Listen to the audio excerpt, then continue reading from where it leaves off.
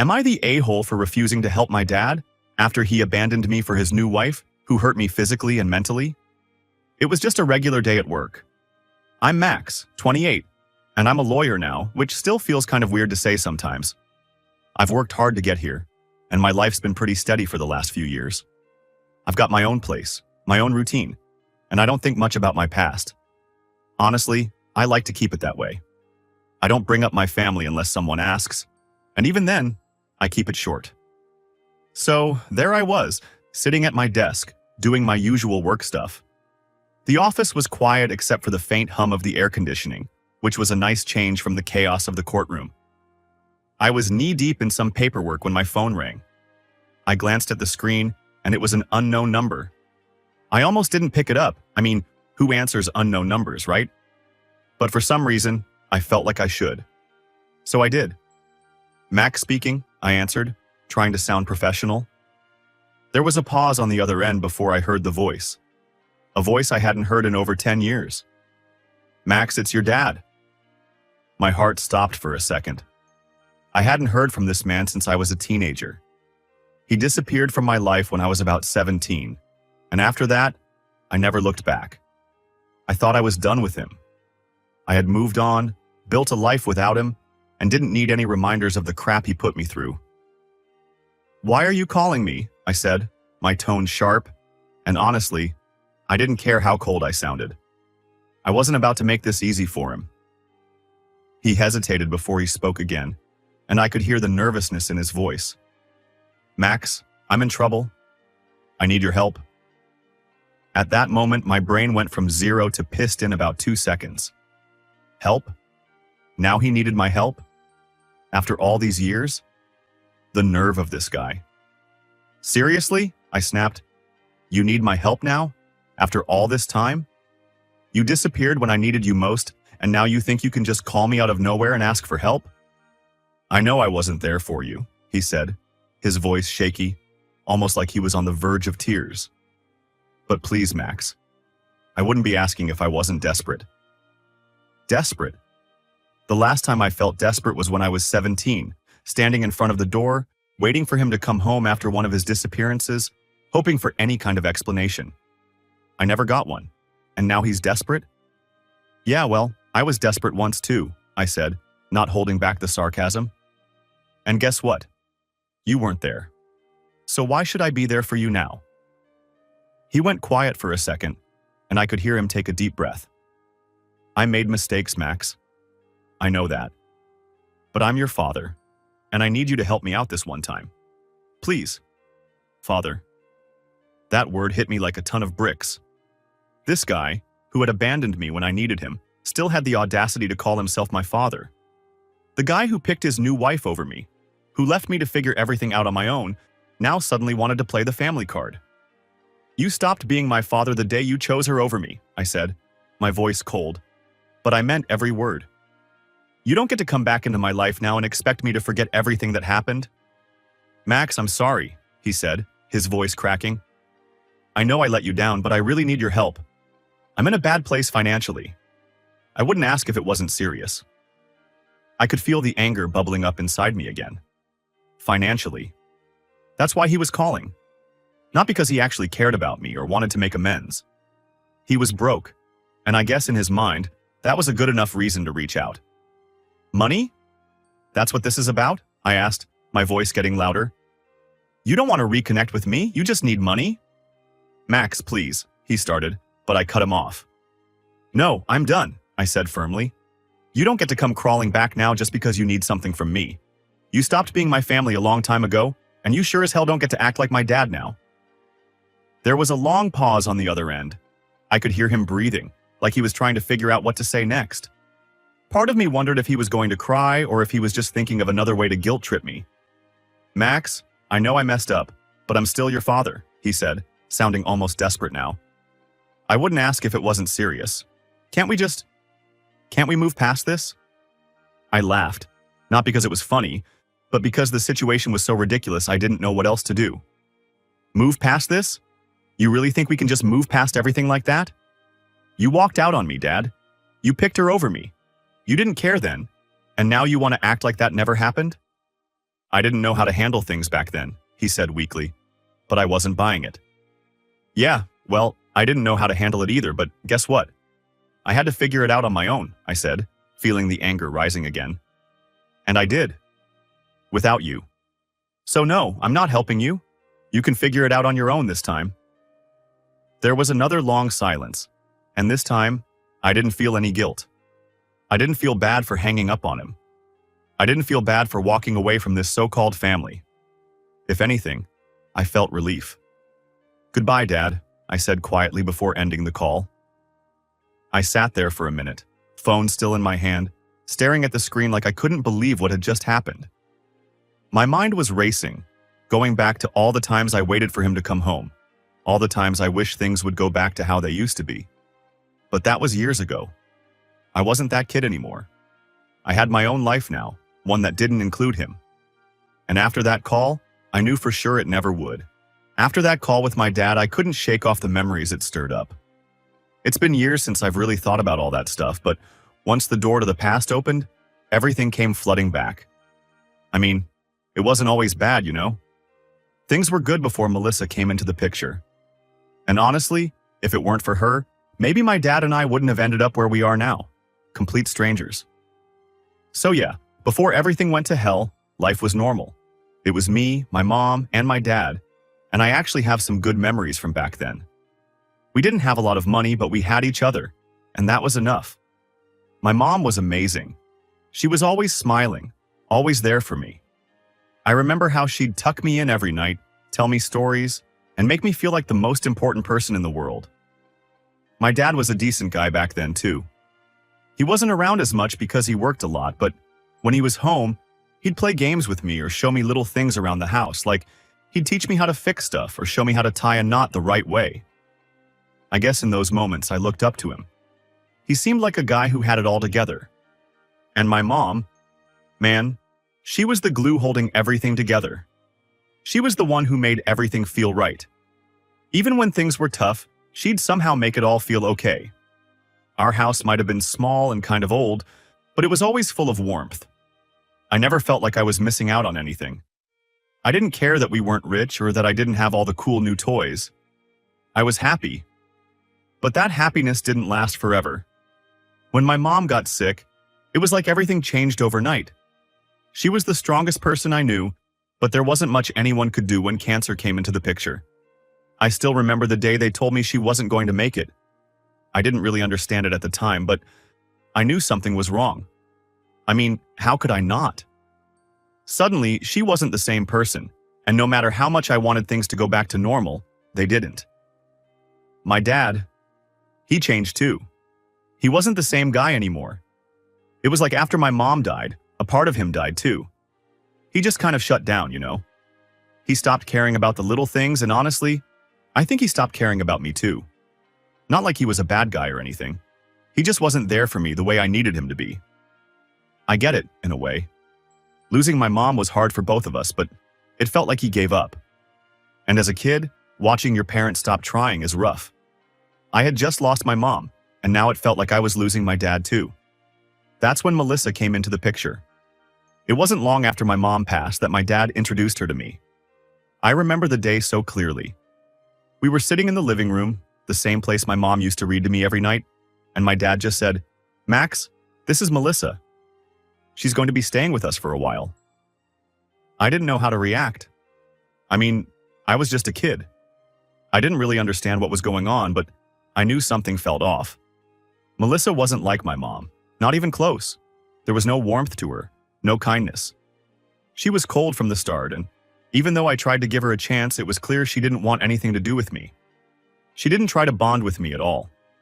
In fact, it felt like she went out of her way to avoid me. If I was in the living room, she'd go to the kitchen. If I tried to talk to her, she'd give short, clipped answers like she couldn't be bothered.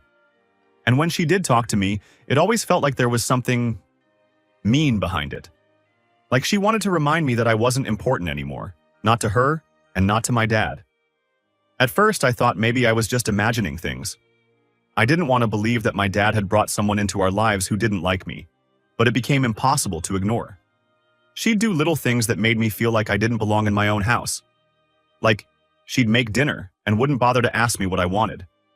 Or she'd accidentally ruin my favorite shirt in the wash. At first, it was just small stuff, but it started to add up. And every time something happened, I'd try to tell my dad. But he never believed me. He'd just brush it off and tell me I was being dramatic or that Melissa was trying her best. It was like he didn't want to see it, or maybe he didn't care. I remember one time when I came home from school and all my clothes had been thrown out of the dresser.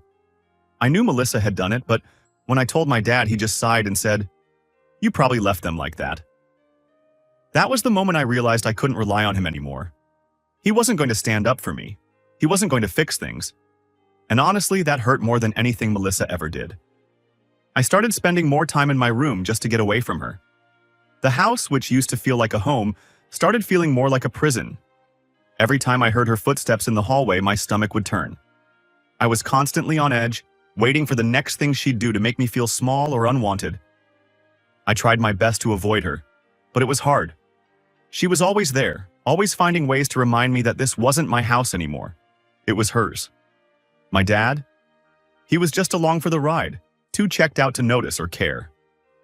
Looking back, I don't even know why he brought her into our lives so quickly after my mom passed. Maybe he was lonely, or maybe he just didn't know how to cope with the loss. But whatever the reason, it felt like he was choosing her over me every single day. And that's when things really started to change between me and my dad. I stopped trusting him. I stopped relying on him. I figured if he wasn't going to be there for me, I had to learn to take care of myself. It wasn't easy, but I didn't have much of a choice. I guess in a way, that's when I started to grow up. I had to. There was no one else who was going to look out for me. Living with Melissa wasn't just uncomfortable, it was miserable. I tried to adjust, tried to get used to it, but it became clear that no matter what I did, she wasn't going to accept me. And my dad? He didn't seem to care. It was like he wasn't even the same person anymore. He was there, but at the same time, he wasn't. He didn't notice the little things, and if he did, he just brushed them off like they didn't matter. The house that once felt like a safe place, where I used to laugh with my mom and play games with my dad, was now just a constant reminder that I didn't belong. Melissa didn't outright say it, but everything she did made it clear she wanted me out of the way. I can't even count how many times I found my stuff accidentally ruined. Shirts would come out of the wash all stretched out, or my school papers would somehow go missing after I left them on the kitchen table. But the worst part? My dad didn't believe me. Anytime I brought it up, he'd get this annoyed look on his face, like I was bothering him. "Max, you're overreacting," he'd say, like it was nothing. And honestly, after hearing that enough times, I started to wonder if maybe I was overreacting. I mean, I was just a kid, and kids don't always know when they're being too sensitive, right? But no matter how hard I tried to convince myself that it wasn't a big deal, that Melissa wasn't actually out to get me, it never sat right. Deep down, I knew what was happening, and I knew it wasn't normal. One day, things really came to a head. I was sitting at the kitchen table doing my homework, minding my own business, when Melissa walked in. She barely glanced at me before heading straight to the fridge. I didn't think much of it until I felt something hit the back of my head. It wasn't hard, just enough to make me flinch. I turned around and saw a piece of bread on the floor.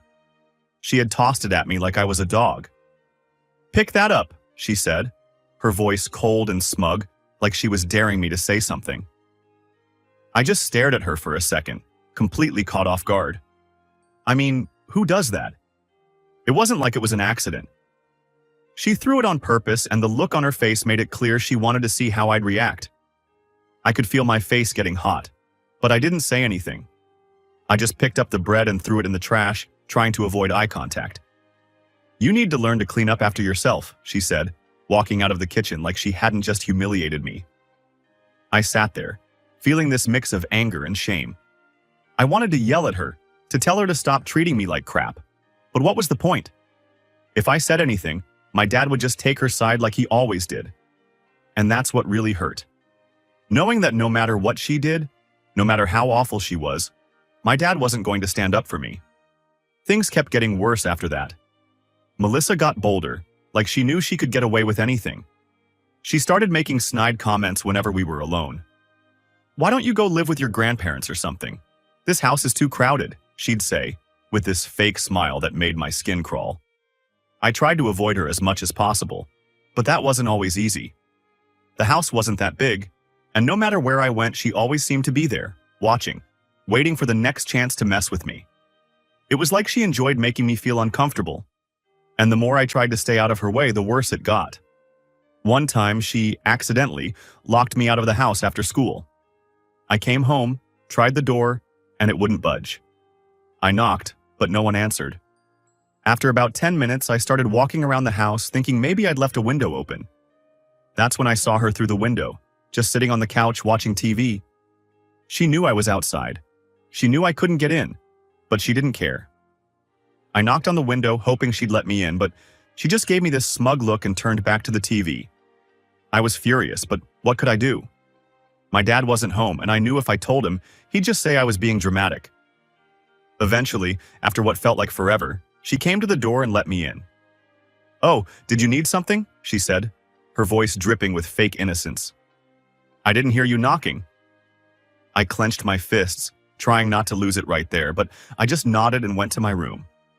That was my life now, walking on eggshells, trying not to piss her off, knowing that no one had my back. What made it worse was that at school, things weren't much better. I couldn't focus in class and my grades started slipping. My friends noticed I was acting different, but I didn't know how to explain what was going on at home.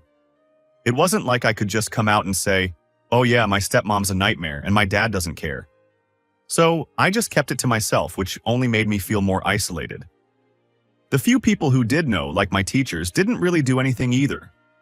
One time, my math teacher pulled me aside and asked if everything was okay at home.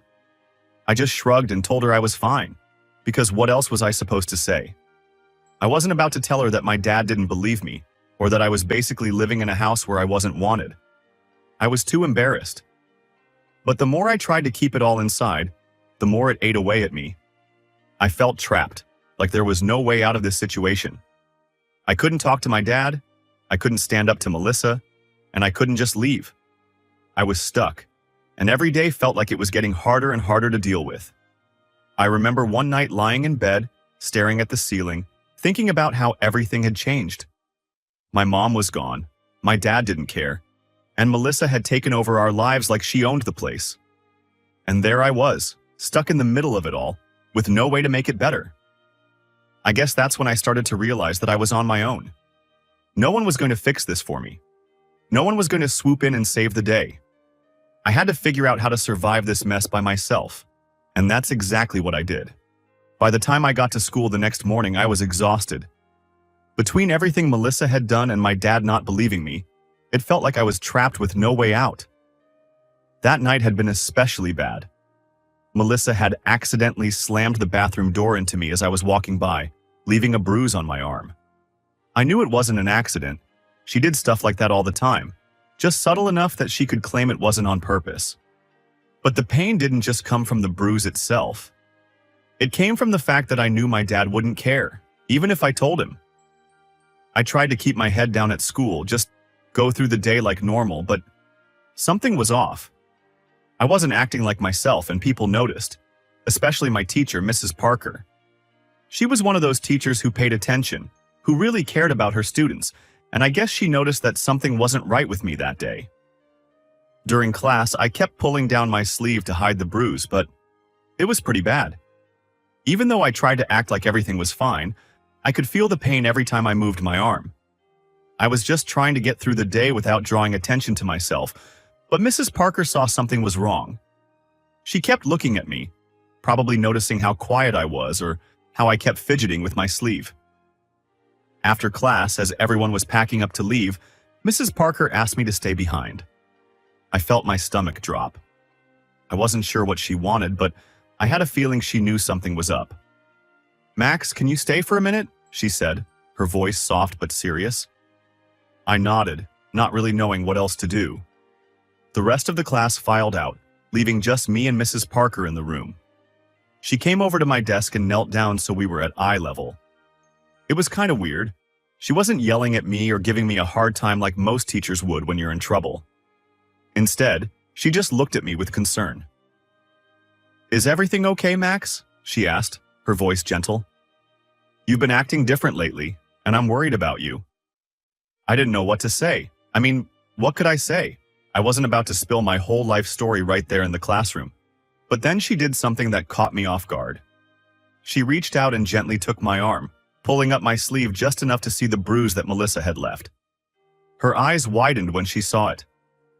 "Max, how did this happen?" she asked, her voice still calm but with a hint of urgency.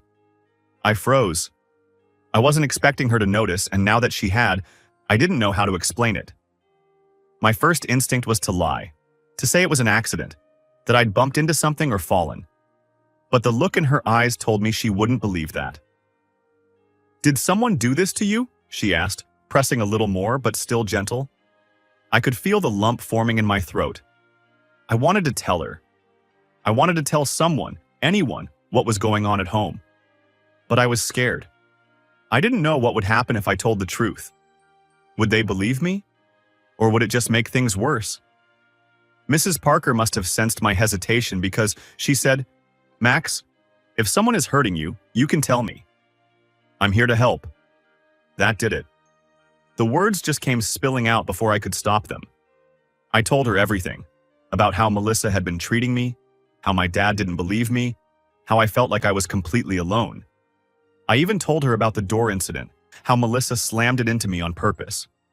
Once I started talking, I couldn't stop. It was like everything I'd been holding in for so long just poured out. Mrs. Parker listened quietly, her face serious, but kind. When I finished, she nodded and stood up. "I'm going to talk to the principal," she said. "We're going to get this sorted out."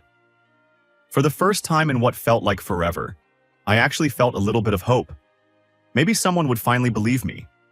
Maybe my dad would have to face the truth, and Melissa would stop tormenting me. But that hope didn't last long. The school called my dad and asked him to come in. I was sitting outside the principal's office when he arrived, looking annoyed, as if this whole thing was just a waste of his time. When he saw me, he didn't even ask if I was okay. He just shook his head like I was causing trouble again. We went into the principal's office, and Mrs. Parker was there too. I thought maybe with her there, my dad would finally understand what was happening. Maybe if someone else told him, he'd realize I wasn't making it up. But as soon as they started talking, my dad shut it all down. "Max has a history of making up stories," he said, his voice calm but dismissive. "He's a bit dramatic, always blowing things out of proportion. I'm sure this bruise was just an accident, but he likes to act like the world's ending." I could feel my heart sinking. Mrs. Parker tried to argue, but my dad was so convincing. He acted like he had everything under control, like he knew what was best for me. And for some reason, they believed him. The principal nodded along as my dad explained how I had a tendency to exaggerate things, how I was always looking for attention. Even Mrs. Parker, who had just heard everything I told her, seemed unsure now. By the end of the meeting, my dad had convinced them that I was just a kid looking for attention, that the bruise was just an accident, and there was nothing to worry about. I couldn't believe it. I sat there in shock as they all agreed to keep an eye on things, but essentially, nothing would change. After the meeting, my dad didn't say much. He just gave me that look, one that told me I was in trouble when we got home. And sure enough, when we did, he laid into me. "What were you thinking, telling your teacher those lies?" he snapped. "Do you know how embarrassing that was for me?" "But it wasn't a lie," I said, my voice small. "Melissa." "I don't want to hear another word about Melissa," he interrupted. "You're making things harder than they need to be. Stop being so dramatic." He didn't even bother talking to Melissa about what happened. Instead, he grounded me, telling me that if I ever pulled something like that again, there would be even worse consequences. I didn't say anything else. I just nodded and went to my room, feeling more trapped than ever. That night, as I lay in bed, I thought about how close I had come to finally getting out of that situation, and how it had all fallen apart. No one was going to help me. I was on my own. After everything that happened, I felt like I was on the edge. I didn't know what to do anymore. Staying in that house felt unbearable, but I didn't know where else to go. I thought about Alex's offer to crash at his place, but deep down, I knew that wasn't a real solution. I needed something more permanent, somewhere safe where I didn't have to keep walking on eggshells every day. That's when I remembered my grandpa, my mom's dad. I hadn't seen him in years. My dad made it pretty clear after my mom died that I shouldn't reach out to him. He said stuff like, "We don't need to bring him into this," or "Your grandpa doesn't need to be involved in our lives." At the time, I didn't question it. I figured my dad had his reasons. But now? Now I was starting to wonder if maybe he just didn't want anyone else knowing what was going on at home. So I sat on my bed, staring at my phone, thinking about what I should do. Part of me was scared to make the call. What if he didn't want to help? What if he didn't even care anymore? But I couldn't stay in that house any longer, not after what Melissa said about my mom. That was the last straw. I needed out. Without thinking too much, I dialed his number. My hands were shaking as I listened to the phone ring. It felt like an eternity before he picked up. "Hello?" My grandpa's voice came through, sounding just like I remembered. Calm, strong. "Grandpa, it's me." "Max," I said, my voice barely above a whisper. "Max? Is that really you?" he asked, sounding surprised but happy. "I haven't heard from you in so long. What's going on, kiddo?" That's when it all came spilling out. I didn't even plan it, but once I started talking, I couldn't stop. I told him everything. How my dad had brought Melissa into our lives, how she treated me, how my dad never believed me, and how things had gotten worse over the years. I even told him about the awful things Melissa said about my mom, how she made me feel like I didn't belong in my own house. By the time I finished, I was crying. I hadn't cried in a long time, but this was too much to hold in. "Max, why didn't you call me sooner?" my grandpa asked, his voice tight with anger. "I would have come to get you the moment this started." "I didn't know I could," I admitted. "Dad always told me not to bother you, that you didn't need to be involved."